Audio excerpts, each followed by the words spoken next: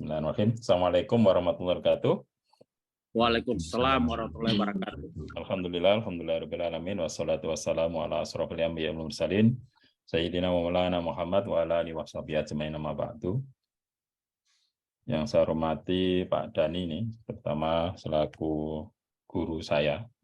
Beliau mengajar saya dan saya lihat beliau tadi hadir, Mas Bastoni, serta teman-teman yang lain yang sudah berkenan join di sharing of experiences. Jadi sharing experiences ini kegiatan yang sudah lama sebenarnya.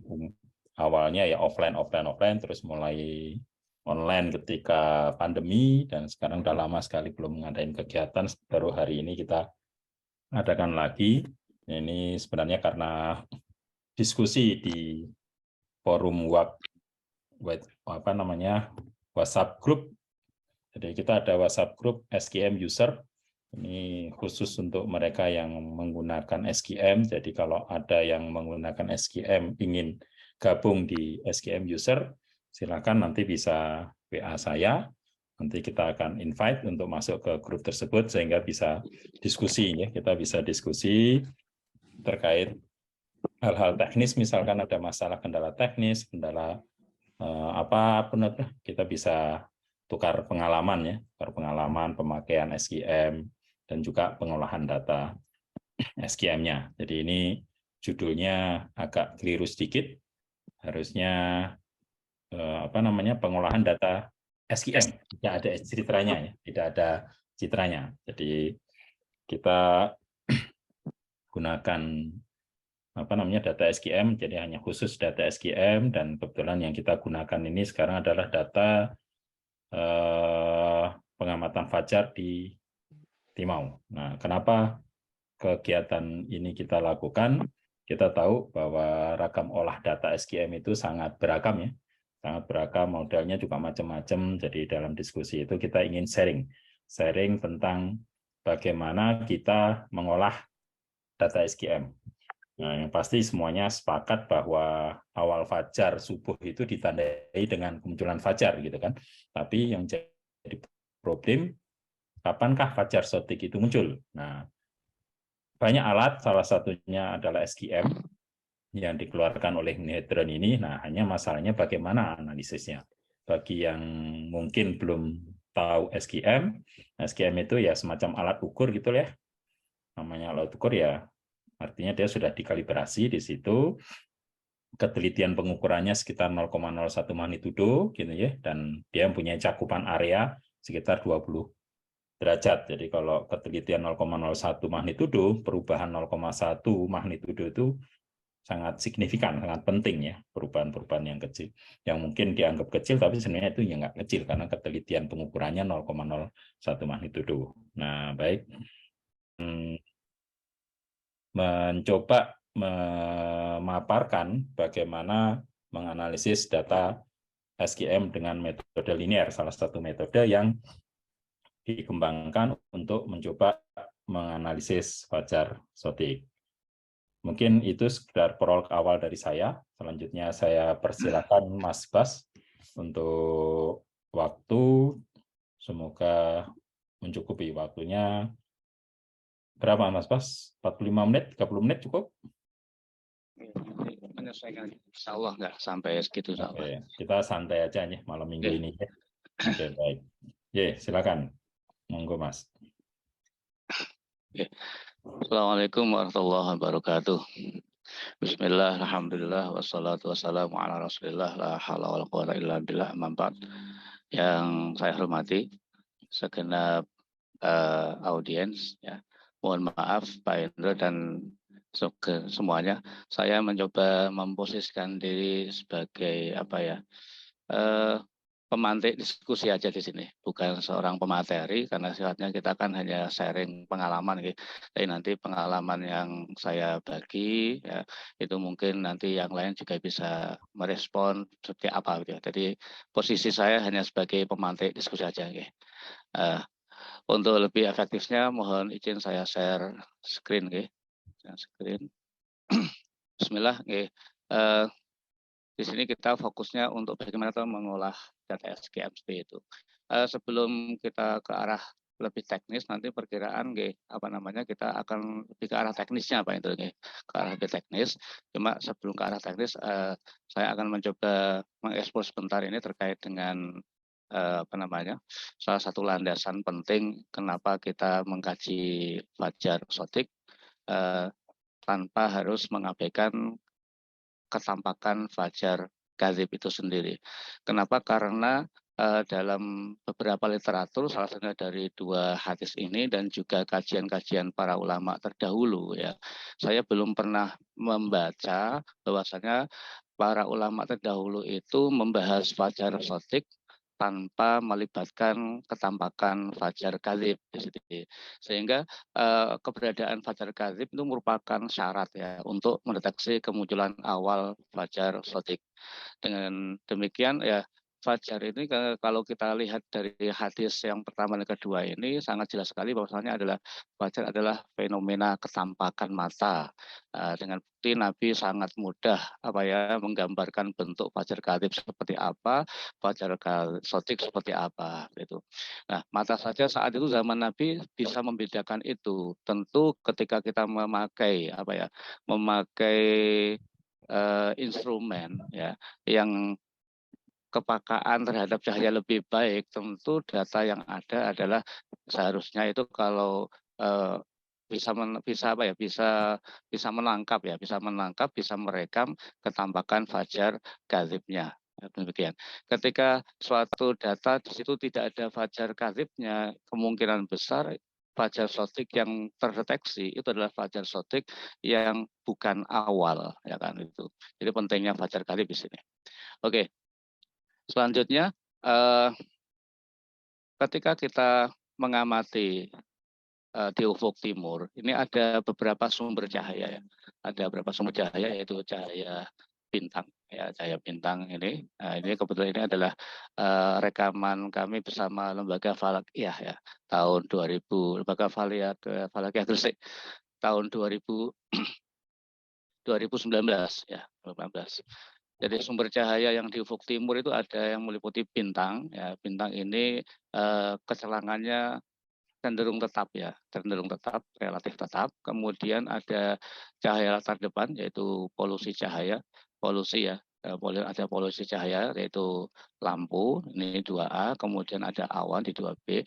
Ini pun juga kecelangannya itu untuk lampu itu relatif tetap, tapi untuk awan ini memang tidak teratur. Nah, ada dua fenomena yang apa ya, kecelangannya itu berubah seiring dengan waktu.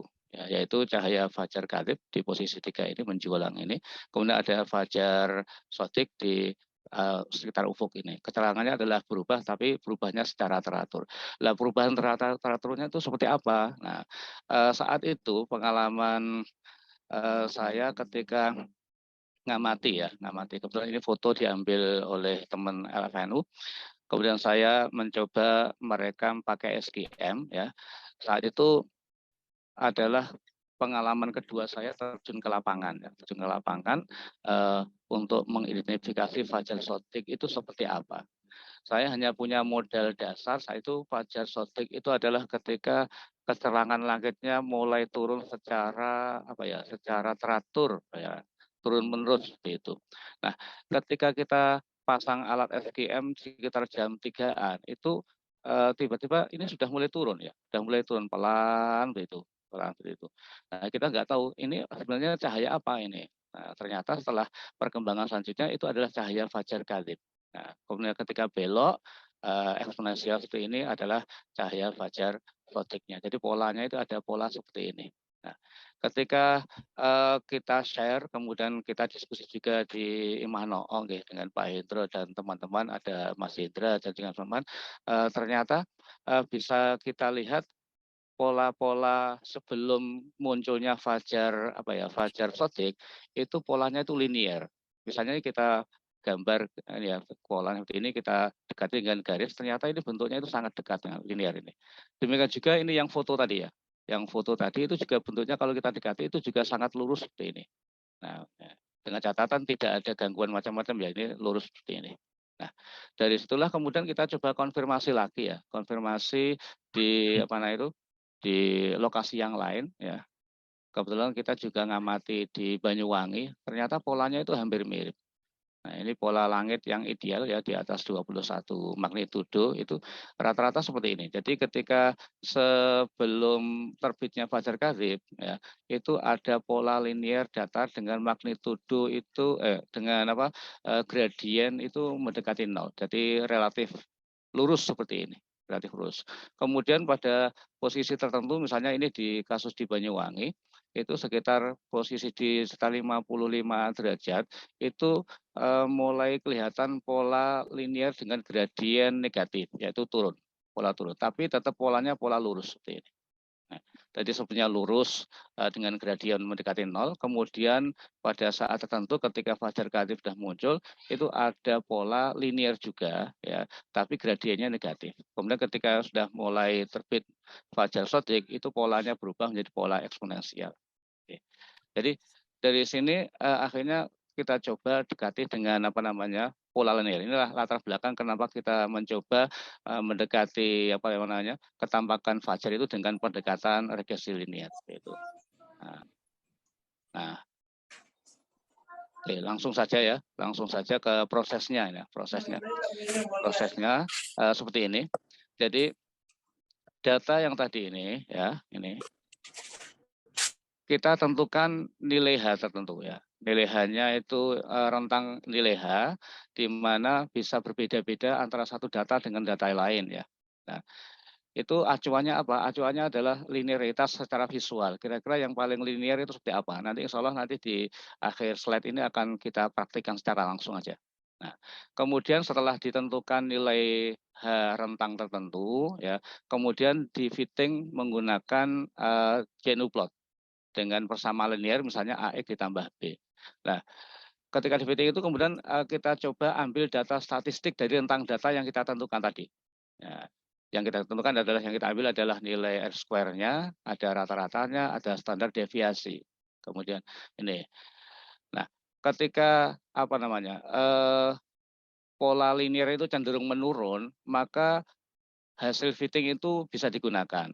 Namun ketika pola linearnya itu cenderung datar atau flat ya, maka yang digunakan adalah nilai rata-ratanya seperti itu. Nah, ketika sudah ditemukan fungsi linearnya, maka fungsi linear itu diplot bersama-sama dengan seluruh data. Nah, kemudian cara analisisnya adalah sebaran data di sekitar fungsi linear itu dipolakan seperti ini. Apabila terdapat datum ya satu data yang memiliki nilai intensitas kurang dari atau sama dengan standar deviasi. Nah, misalnya untuk SQM ya. Kalau untuk citra kita pakai lebih besar atau sama dengan standar deviasi, maka datum tersebut adalah merupakan data yang masih berada di area gabungan antara malam dan kecelakaan zodiacal lights itu. Jadi itu belum digunakan.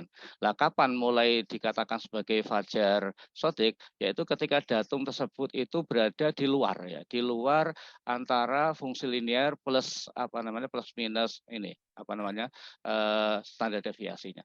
Nah, oke. Misal ini ya, ini. Nanti kita praktikkan secara langsung.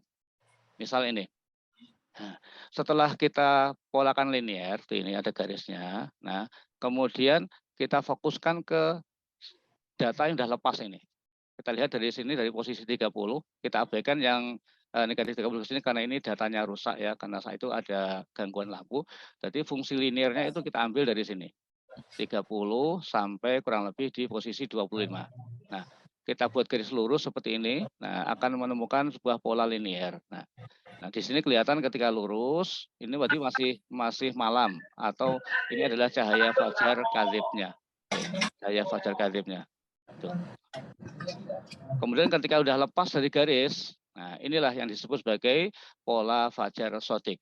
Sehingga kita perlu zoom in ya, kita perbesar di posisi di mana atau titik lepasnya seperti itu.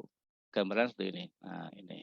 Nah, setelah saya zoom in, nah ini data yang atas adalah data linearnya, kemudian ini adalah standar deviasinya, maka data yang berada di area ini adalah belum bisa digunakan karena ini data ini masih campuran antara cahaya fajar kadzib beserta standar deviasinya. Sehingga yang kita ambil adalah data yang sudah di luar garis putus-putus ini, yaitu di posisi sekitar negatif 19,615.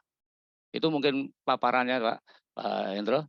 Selanjutnya mohon izin untuk share share prosesnya ya, share prosesnya. Enggak. Oke. Ini saya stop share dulu. Oke, pertama data asli yaitu di file dat ini. Nah, ini pastikan dulu. Ini bentar, layarnya tertutup.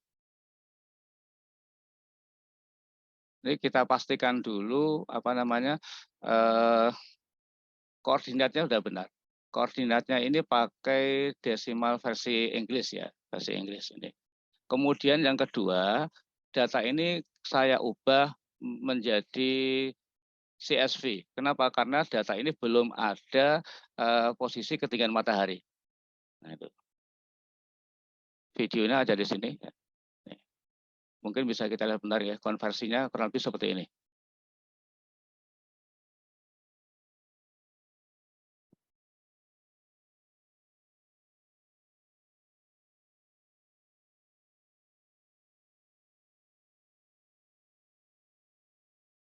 Oke, sudah berhasil.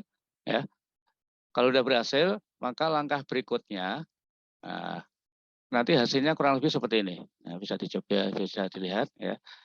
Nanti bentuknya adalah sebuah file CSV yang di dalamnya itu sudah terdapat data-data lain yang kita butuhkan. Ya. Ya, ada file CSV ini, ada file CSV ini. Nanti kira-kira isinya seperti apa bisa kita lihat. Nah, ya. Jadi di sini ada posisi ketinggian matahari, macam-macam dan sebagainya. Itu bisa kita manfaatkan untuk plotting datanya sehingga lebih lengkap. Kemudian yang berikutnya saya akan mencoba mempraktekkan ya, karena ini sifatnya sharing pengalaman. Ya, ini.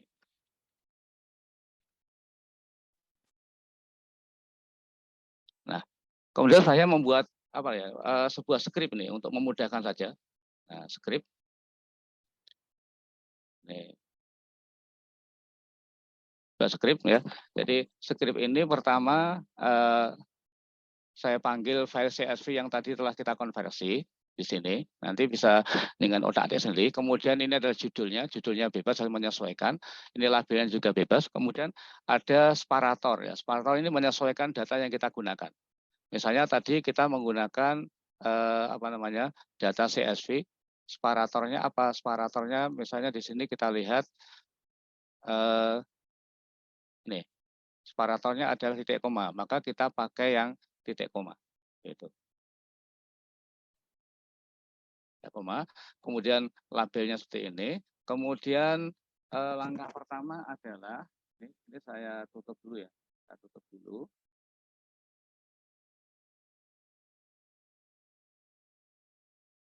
Oke. Jadi langkah pertama adalah ini dulu, yaitu membuat plot data, ya, membuat plot data tanpa adanya garis linier.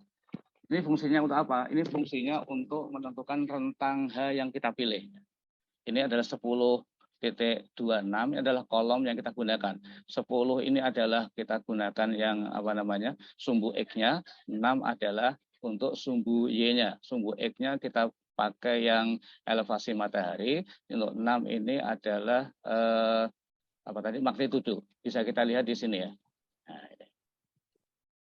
Misalnya, jadi ini adalah nomor 1, ya, nomor 1, terus ini nomor 2, terus ini nomor 3, ini nomor 4, nomor 5, nomor 6. Nah, magnitudo nomor 6, terus nomor 7, nomor 8, nomor 9, nomor 10. Sun elevation nomor 10. Sehingga di sini kita pakai 10.26. Kemudian kita coba. Nah, kita pakai Zenplot ini. Kita open file PLT tadi.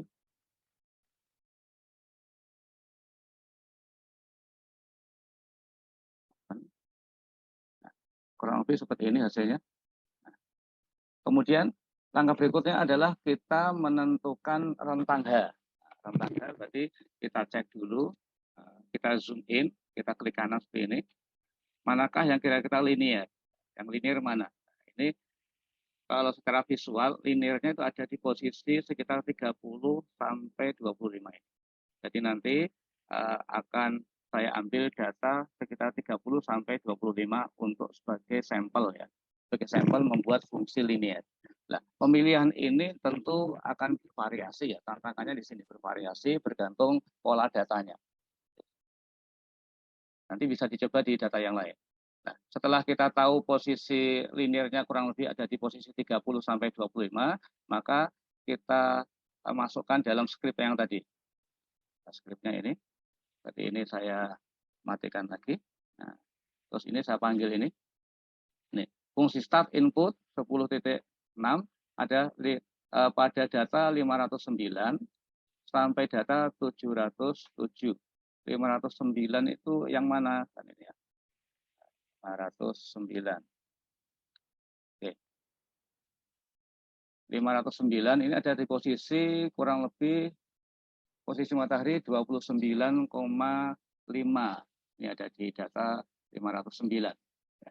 Jadi startnya data yang kita plotting untuk linearnya dari data ke 509 sampai dengan data berapa tadi? 717. 717 itu posisi di start 24,5. Nih, kita masukkan di sini ya 509 dan kemudian data statistik ini kita tampung dalam variabel A.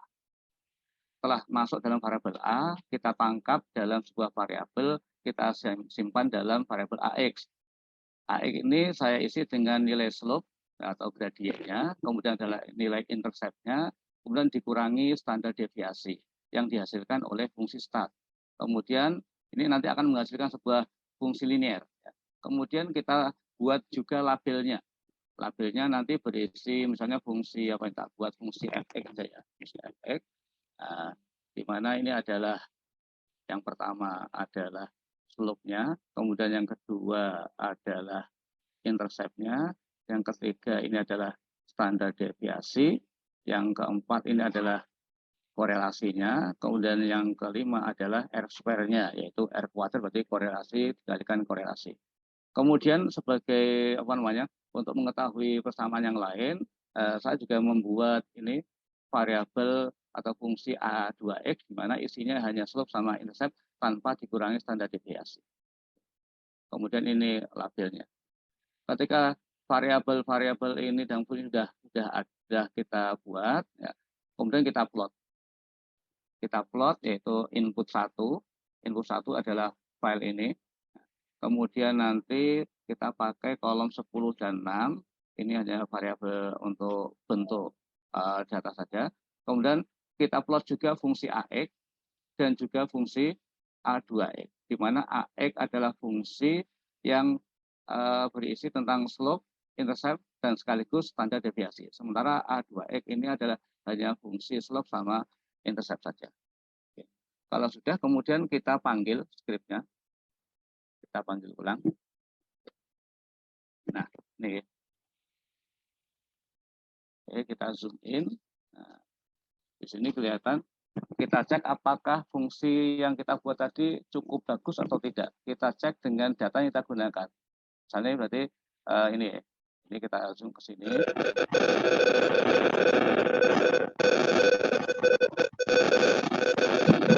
Oke. Halo. Suaranya kemeresek ya. Oke. Gak ada bentuk apa ini? Udah. Sudah Pak. Udah ya. Yang masuk. Ada yang masuk. Oke. Yeah. Oke. Jadi di sini kelihatan ada dua garis ya. Ada dua garis. Garis pertama ini adalah fungsi fx. Nah, ini salah belum tak ubah tadi. Fungsi fx-nya ini adalah di mana ini adalah gradien ditambah intercept dan ini yang biru ini yang G2X salah. Yang biru adalah fungsi gradiennya bersamaan dengan intercept-nya dari yang biru yang atas ini. Nah, ini fungsi aslinya di sini. Nah, berarti cukup dekat dengan data ya. tidak terlalu jauh. Kemudian kita tambahkan juga atau kita kurangi dengan standar deviasinya, yaitu 0,04. Sehingga yang jadi acuan di sini adalah yang fungsi fx-nya. Nah, sesuai dengan tadi prosedur yang saya sampaikan, bahwasanya data yang berada di antara garis biru sama garis putus-putus, ini adalah data campuran antara data malam dengan fajar. Karena itu, jadi masih bias di sini apakah malam atau fajar. Makanya untuk memastikan adalah datanya sudah lepas ya dari garis putus-putus. Makanya di sini fokusnya di sini tadi. Jadi kemungkinan besar fajar akan muncul di daerah sini. Titik beloknya sudah mulai lepas dari garis ini. Nah, titik berapa? Ini kemudian kita zoom. Nah, kita zoom seperti ini. Nah, kita zoom ada di sini ya. Nah, bisa kita lihat di sini untuk data ini yang saya tunjuk ini data pakai apa ini?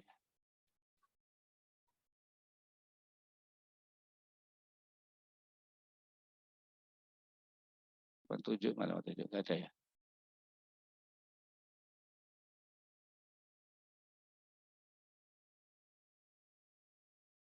Oke. Data ini, nah ini walaupun sudah lepas ya, tapi data setelahnya itu masih di atas garis. Nah, maka ini nggak bisa dipakai. Itu.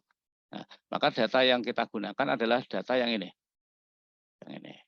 Data yang ini, kemudian data selanjutnya kan semuanya sampai berikutnya adalah sudah lepas semuanya dari garis putus-putus ini. Maka disinilah kita tentukan apa namanya, ini adalah fajar, sotiknya di sini.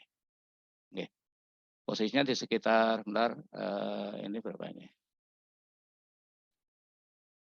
Clear.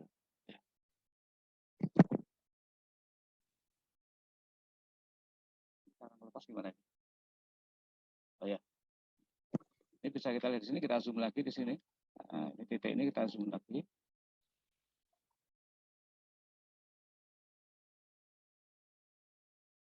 Titik ini kita zoom lagi. Nah, jadi titik ini ada di posisi 19,615.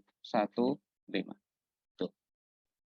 Nah, sebenarnya ada cara lain untuk mengetahui titik ini titik berapa, tapi ini saya gabungkan antara data linear dengan data analisis linear dengan analisis visual.